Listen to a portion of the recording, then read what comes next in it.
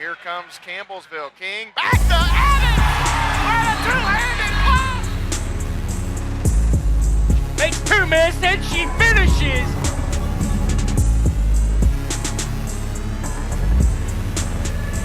Score from third, he's going to, sliding safe!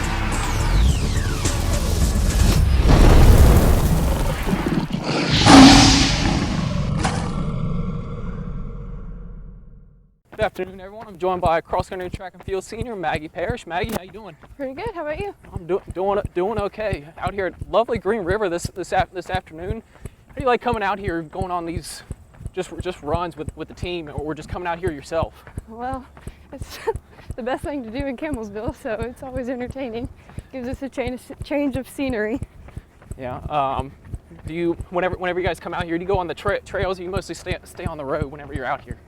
If we're going to run, we avoid the trails because we have a bad history with that. But if we're coming to hang out, we go out on the trails and go out to the point.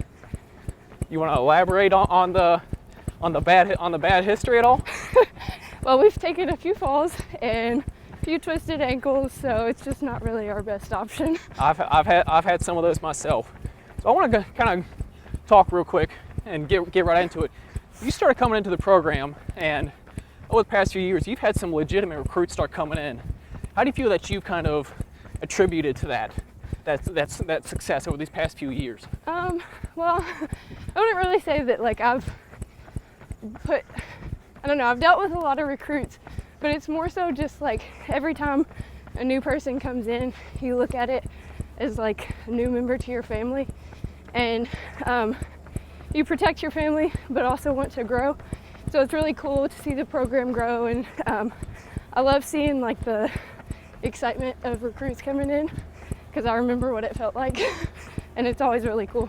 Sure. And you've had Coach Lakes. She's been one of our longer tenure coaches now. You've had her be your coach now for all 4 years, and she was my coach when I was in school. How has she gotten you to this point, not just in your athletic career, but also academically and just your personal self? Well, honestly, you can't really ask for a better coach, and I just feel like she's helped a lot, not just as an athlete, but as a Christian, and she's a good spiritual leader, and I feel like she's taught me a lot about what it means to have integrity and strong character, and she's not one to let you know not one to not let you know when you're failing on that. And I really appreciate that about her. And yeah. She's like a team mom, so it's nice to have that on campus. And kind of to add on a little bit to that, she's probably told you a little bit how married life is, since you're soon to be married yourself, aren't yes. you? Yeah, she, there's a lot of comical stories of her and Brandon, but she also she knows that it's a serious thing, and that you can tell that she values marriage as a sacred thing and something that God intends, and she's just kind of a good guide to that, on somebody I can look up to on how to love the way that Christ loves. Great. So I want to get into racing a little bit. Okay. Talk a little bit of tactics. So drafting. You're a lot shorter than most of your competition. Yeah. It's a disadvantage and also an advantage. How important is it for you to be drafting, especially in track where the wind is so head heavy? I definitely say it's more important in track than it is in cross country. But the biggest thing about drafting in track is you have to not get stuck. So I rely on it a lot, and especially in the 800, most of those girls, their legs are taller than I am. So I just kind of tuck behind, but you don't want to get stuck there. And so the most important part for that is just knowing when to come out. So what different tactics do you have to take when you are drafting and cross country compared to that of track? Just because we're talking about hills and different turns in cross country, whereas track, it's the same thing over and over and over again. I would say in track, it's a little bit easier to get boxed in, because if you have to go out too far, you're putting more work on yourself. In cross country, it's not as easy to get boxed in, but it causes you to settle. So you just have to kind of know what you're doing. And, you know, going into a little bit of the real technical aspect, weather. How much does that play into just a factor? Even still talking about drafting a little bit of, you've ran races in the pouring down rain, but also when it's been cold, muddy, and windy. Yeah. Well, I'd like to say that weather doesn't affect it at all, but that would be a lie. So, I mean, the main thing though is knowing that everybody has the same conditions as you. So basically, you just have to learn to deal with it. Sure. And, you know, sticking on that part of the technical aspect with weather, spikes. Spikes are, whether it's Christmas tree spikes, 1/4 inch, 3/8, or 1/2 inch spikes. What do you take into consideration when you're switching your spikes in and out? What's going to keep my shoe on? I lost a shoe in a race one time, so kind of learned that the hard way of knowing which ones to use for the muddier courses and when you need new spikes. And then obviously for track, I have to switch over to the mid-distance. I'm almost sure I was at that race where you did lose that shoe too, taking photos of it. Yep, that was I think pre-conference. Yep. Last year. And you know, to add on to that, with track, with you're switching out your spikes, 800 and 1500 runners. That's mostly what you are. Yeah. You know, 10,000 meter runners, they have to switch their spikes out every single race. Right. 800, 1500 runners. How often do you have to switch your spikes out? I might not be the best one to ask for that. I just kind of switch them out after I know it's been a while. You know, when they're starting to get dull, then you know when they don't hurt when your bag hits your leg. Yeah. So let's switch over to cross country real quick. Okay. You've been a consistent 5, 6, 7 man your whole career. Right. And now the team over the past 2 years has started to receive some notable attention. You know, how important is it to have a strong 5, 6, 7 and sometimes 8th man? Extremely. I've also been that man, and I know that, you know, every person counts, and that's why we race as a team and not as individuals, because it could come down to a tiebreaker if it's between you and another team of getting that higher ranked spot. Then they start to look at your 5th, 6th, 7th, 8th man to know, you know, who made that position count. And if you're the fastest or you're the slowest person on the team, you still make an impact. Because rarely does it come to the 7th man, but a lot of times it will come to the 6th man. Right. And then once you get past the 6th man and the 7th man, it goes to team average time, right. criteria like that. And, you know, how important is it for, especially when you get to your national championship, that person that's at that 7, 8 spot, how important is that spot alone? That one is still, I would say, is really important, because you can't win a race if there's just one individual. You know, you can't win as a team if only one individual is putting in the effort. So it doesn't matter what spot you're in, you still have to put forth your best effort, because again, it could come down to you for the tiebreaker. And your team depends on you over the summer, so how important, you know, when you're doing summer training, core, weight room, raising your miles, and even diet, how important are those for you? Well, you get what you put in.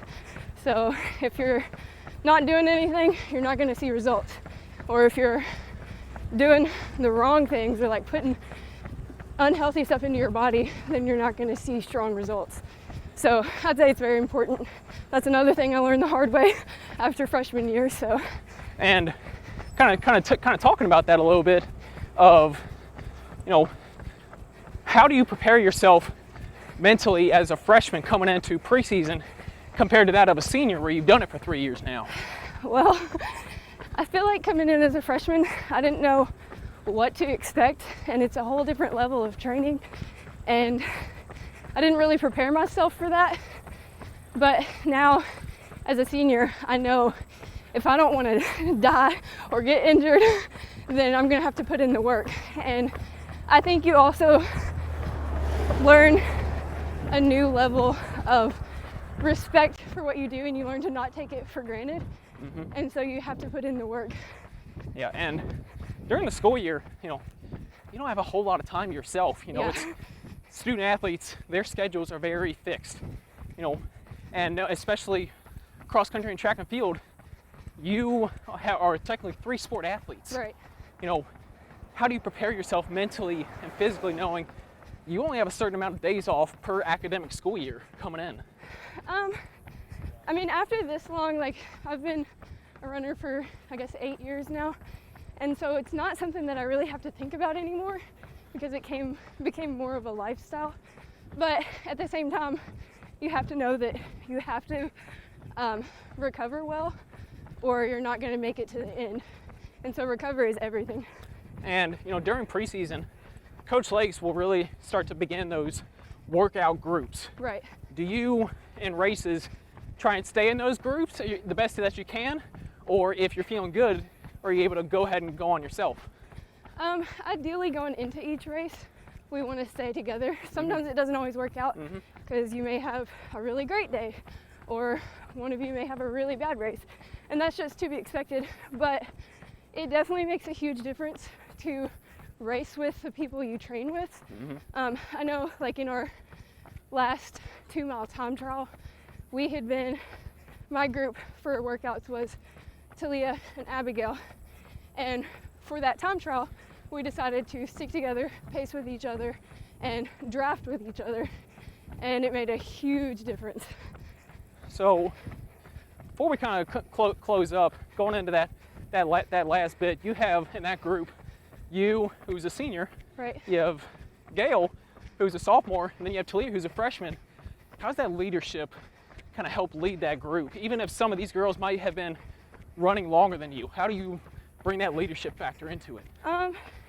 I guess when it comes to that, I would say just like, in the workouts or in the race, if I notice like one of them is starting to feel it a little bit, and they would do the same for me, it's just providing that level of encouragement and reminding them to push through because it's going to be worth it in the end. And also just, I feel like as female athletes especially, sometimes we need that extra encouragement or words of affirmation, and I try to do my best at giving that to them because I know that they would do the same in return. So now that you're a senior, Yes. you're going to graduate this year, what would you tell freshman Maggie Parrish? Oh my gosh. Do your summer training and don't take it for granted, ever. Well, Maggie, we appreciate you coming on. We got just under 1.5 miles in this segment. Appreciate you coming on. Thank you. Thanks for tuning in. You've been watching Tiger Nation Weekly.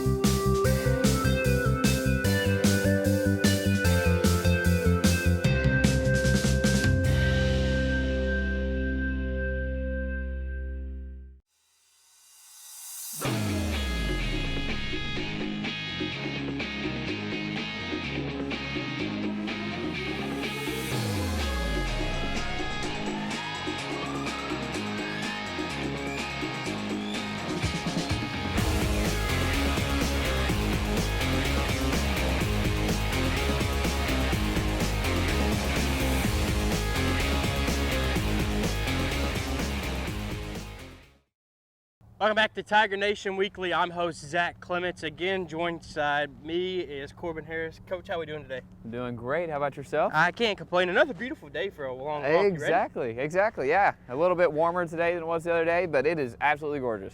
So we'll start off. We had lunch today. Then we had breakfast. We had a big day, I'm sure. We did. Yeah, I actually had a recruit on campus today, so woke up, sort of did a little workout this morning, had some breakfast. My go-to cereal, some Cheerios, cut up a little bit of banana, sprinkled some cinnamon. Yeah, and then went to the cafeteria for lunch, ate with the team before meeting with our recruit this afternoon. And tell me a little bit about your recruit. How'd that go? It went really, really well. I felt like she had a really good visit. Our ladies team was able to eat lunch with her, and then we were able just to show her around campus, show her some of the dorms, and really highlight just what we like about our athletics program. So this week we feature women's cross country, and so you've already had a fall competitions. All those are done. Were you happy with those performances? Tell me a little bit about how they competed this fall. Yeah, most definitely. Our fall season was cut a little bit shorter than we were sort of expecting, but we know that we have competitions coming up in the spring. So the one race that we did have was the Greater Louisville Classic, and we ran excellent. We ran, I think, our third fastest time in school history just at that meet, just as an overall team. But we also had outstanding individual performances. Gabe Velez, she ran the third fastest individual time in school history, running a 19:14 in just her first race of the year. And then Haley Lamar, her first race of her high school career, or college career, she ran a 19:44, and she's tied for 8th all-time on our school's top 10 list. So that was exciting to see 2 individual performances right there. Haley Shank ran a really good race. She was actually our 3rd woman to finish. She had a big collegiate PR in that race. And Emma Steff, who was making her debut, she ran about a mid-20. She was actually hoping to go sub-20 in her first race, but it was a big step up from where she was her senior year in high school. So that was exciting to see as well. Overall, our girls were able to place well. They were obviously hoping for to be able to get a few more races in this fall, but we have a spring season and we're ready to compete for a conference title. And we feature Maggie Parrish this week. What's it like to have her on your team as a senior leader? Maggie's great. I was a teammate of hers for 2 years before I joined the coaching staff this past year. And so I've seen her grow a whole lot as an individual and as a runner. Whenever she came into college, she was a low, like 23s runner. And her freshman year, you could tell that she loved being here, but she wasn't necessarily as bought in as she has now. But the mentality that she's had has been the mentality that's really turned our program around. Since she's come in, she's cut about a minute and a half, 2 minutes off her high school 5K time. But really that came after her sophomore and junior years, where she really started to put in a lot of work over the summer. And she showed the girls on the team, like, this is what work looks like. And when you buy into a program, this is the results that you can have. On top of that, she's just a great leader for our ladies. She has been a leader, honestly, since she came in, just because she has that mentality that people like to follow. She is a person who will step out and be uncomfortable to show people Christ. And I know she helps lead some of our Bible studies for the women's team. And then she also she's really involved on campus. She's an RA. She is involved in just a bunch of the Christian women's ministries on campus, gets plugged into FCA every now and then. And so it's just been nice to see how she's bought into a young team and really just build us up, both athletically and then off the course as well. You spoke about her being so involved on campus. You also were involved. You did PA for us in the sports information department. You were involved in FCA. What's it like having to juggle all those things as a student athlete? As a student athlete, it can be tough, but honestly, if I wasn't as involved as I was, my schedule probably would feel more hectic to me. It's a lot easier having a structured schedule where I know I have to be here at a certain time. I know this is a time I'm going to set aside for homework. I know this is when I have to go to practice, things like that. And so personally for me, even though it's a hectic schedule and I'm busy a lot, it honestly made college a lot easier. Sometimes there are weeks where you're like, all right, I have a lot of homework. I maybe can't do these side things. But I love being busy. I know a lot of our athletes, with us taking this week off, we're taking a down week this week with no practices, just to let our bodies rest before we go into our spring season. But a lot of them don't know what to do with their free time because they're used to having structure. They're used to having a schedule. And they're ready and excited to get back, but they know that it's better for them just to have a week to just recover physically and also mentally. So you see it from the coaching aspect. You use her also on the track as well. She runs the 5K in cross country, obviously, and the 800 to 1500 in track. Talk a little bit about the differences in those two events and like the training behind them. Yeah, so based on just the distance is a whole lot different. You're running 3 miles versus less than a mile for the track events. So for the 5K, especially during cross country, we do a lot of we're doing higher mileage for our base training. And that's one thing that Maggie did specifically this year. Just throughout the cross country season, she hit the highest mileage she's ever hit. And she had a lot of success in doing that. She told me that honestly, like, a lot of the weeks, her leg, like, she felt good, even though it was the most she's ever ran. But once we go into track, a lot of the stuff is going to be obviously shorter distance, and you're going to work on more explosiveness. Whenever we're on the track, or during track season, we're doing most of our workouts on the track, obviously. That's just because you have to practice that simulation of you're working the same muscles constantly over and over and over and over, versus in cross country, whenever you're going up and down hills or around curves and different things like that, your different muscle groups are going to get breaks at different periods of time. And so while you're working more of a fast twitch muscle with the 815, obviously still a lot of slow twitch because it is still considered a distance event. But for cross country, it's more of just a longer mileage and then working on different terrains. So then you also are in charge a little bit, you talked a little bit about the recruiting. What's it like recruiting for both the men and the women's, and how different is that? In Kentucky, it has been different. Part of it is because we have different needs for each team. So whenever I'm having to recruit, and that's going to change year in and year out, our needs are like just the type of people we're looking for. Overall, we want to bring in people that are going to fit the mold of our team and are going to buy into the things that we're doing. But sometimes it's a little bit harder to get in touch with like specific guys.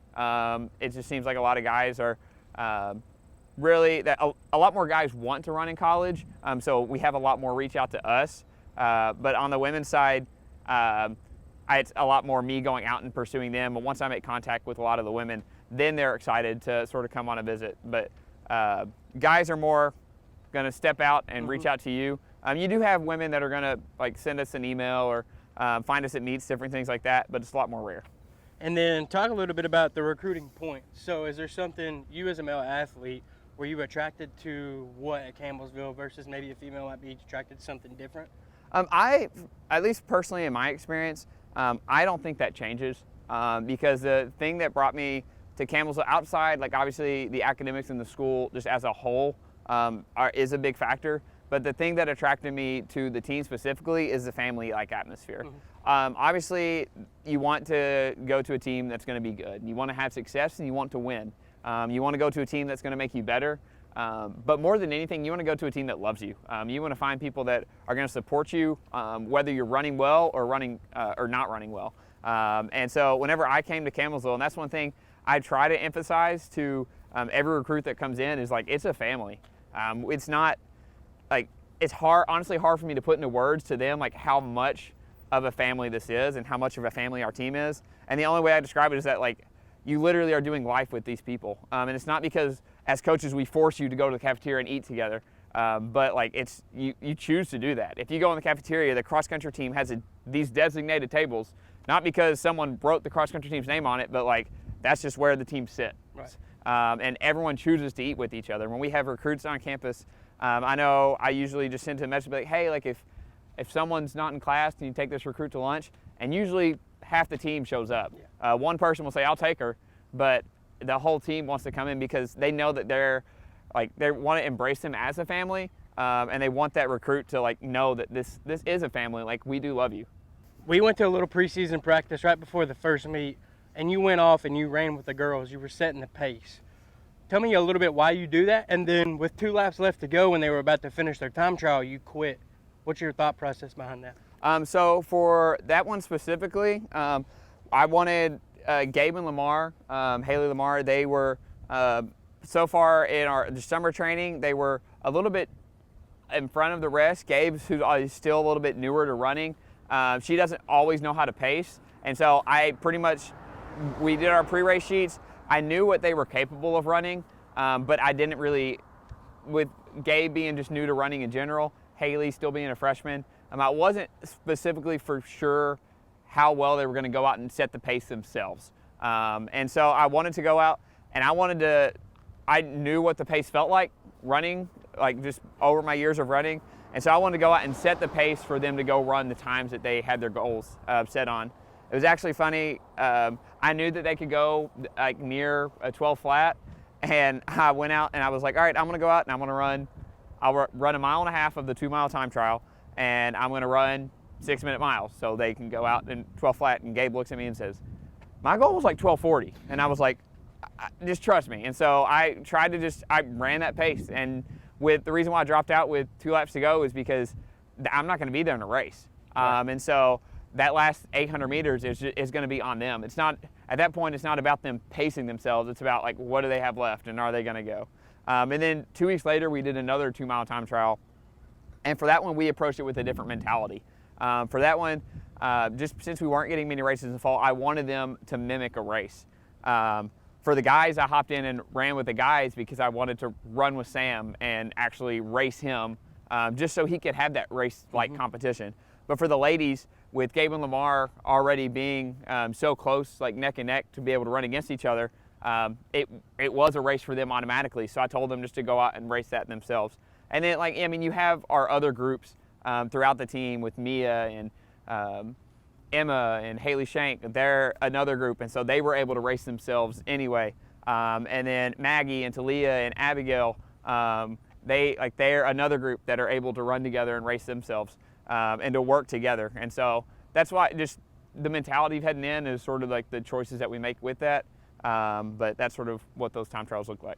And then you have a bunch of freshmen, a little bit back on the recruiting form here. What do you look for in a recruit? Honestly, more than anything, like fast times are nice. Yeah. But we want people that are going to buy into our program and people that are coachable. Most of our, if we see someone who has progressively gotten slower throughout high school, unless we know that they have an injury history, it's likely that they just aren't trusting their coaches. Obviously, that's not going to be the same for every athlete, and that's why we still like to reach out and connect with athletes to figure out their story. But overall, we just want to bring in people that are going to listen and trust our processes. A lot of things we do may be different than what they're used to in high school, but as long as they're going to work, they're going to get better. Maggie's a prime example of that. Another story we have of that is Maggie Calvert, who's 4th all time in our top 10 list. Whenever she came in, she was running 22s and 23s. By the time she graduated, she ran mid-19s. It's just about, even if you may not have those fast high school times, if you're going to buy into our program and you're really just going to work, you're going to improve, and you're going to be able to make an impact on our program. So a very talented group as well with a good incoming class of freshmen. How good can your women's team be? I think this will be the best women's team we've ever had. Last year was the best women's team we've ever had. And this, we have the potential to mimic that and to better that. We have Gabe, who, even though she's a senior, she has only run for 2 years, so her running age is still very young. So she has the ability to improve much more than I would almost bet any other senior in the country. Haley and Emma are both stud freshmen, and so Haley competed at the top of the state level. I think she won a state title, and then Emma Steph, she won a regional title while she was in high school. So they competed at the top of the state, and so they're coming in as freshmen and they're being able to just lead this team already. Then you have Mia. Mia was a freshman, 2-time all-conference. She was our school's freshman athlete of the year. And Haley Shank has had some big performances for us as well, and she's just a sophomore, so she has a lot of room to improve from last year's performances. And you have Ashlyn, who's a senior. That she's been hurt a little bit, but just her senior presence will be able to, as we come to the spring, she'll be able to have a lot of success and buy into our program. And I'm honestly, this is the first time I think our women have really approached it that we're going to win a conference title this year, and we're pursuing that. And while we only have had one race to sort of look how that's going to look like I know that we have the ability. It's just about can we peak at the right time? Are we going to work hard over our winter training, and different things like that? So you've had the conference championship that's going to be in the spring. Correct. You had your one meet. You went through all preseason. You still have your practices now. What are some positives that you've picked apart? Honestly, our ladies have bought in more than and on the guy side too. One of our big things is Chase said it for the guys team after one of our early meets got pushed back. He just said control the controllables, and that's sort of what our team has bought into. Is we're going to control what we can control. We're going to do what we can do, and if stuff keeps getting taken away, we're just going to look forward. We're going to move on, and we're going to move to the next race that we have. After our season got cut short for this fall portion, it was frustrating, and a lot of our athletes were frustrated, and that was justified. But we just approached it. We were like, it's better now that this stuff happens than in the spring.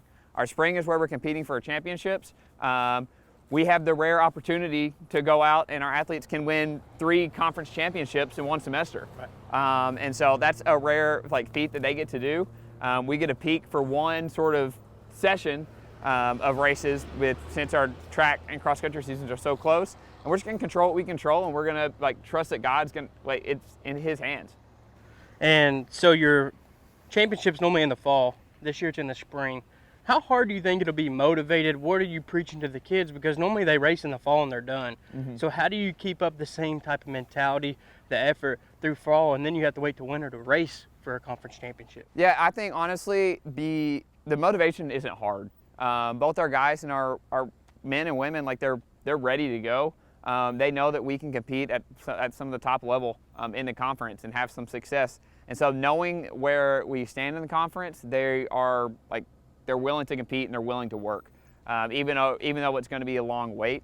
And so they're sort of doing that on their own. But another thing that we're allowing them to do is sort of pick and choose how they want to do their training. We gave them a week off just to sort of mentally refresh, but we're letting them choose, like, hey, for track, do we want to focus on our track events and then still race cross country, or do we want to focus on cross country training and then race our track events? And sort of just trying to translate that and juggle that on an individual athlete's basis, so they are getting what they want out of this year. So we're about out of time now. Any final words? It's been a fun 2 weeks. We've had quite a bit too long walks. I know. Any final words? No, thanks for having us out here. We're enjoying the weather. Not ready for it to cool off, but be looking out for both the men's and the women's Tigers in the spring. We're excited to see what we can do. So. That was assistant coach Corbin Harris. We appreciate you for tuning in to Tiger Nation Weekly this week. We go to the hardwood next week as we feature men's basketball. You've been following Tiger Nation Weekly. Here comes Campbellsville King. Back to Adams! What a two-handed blow! Makes 2 minutes and she finishes.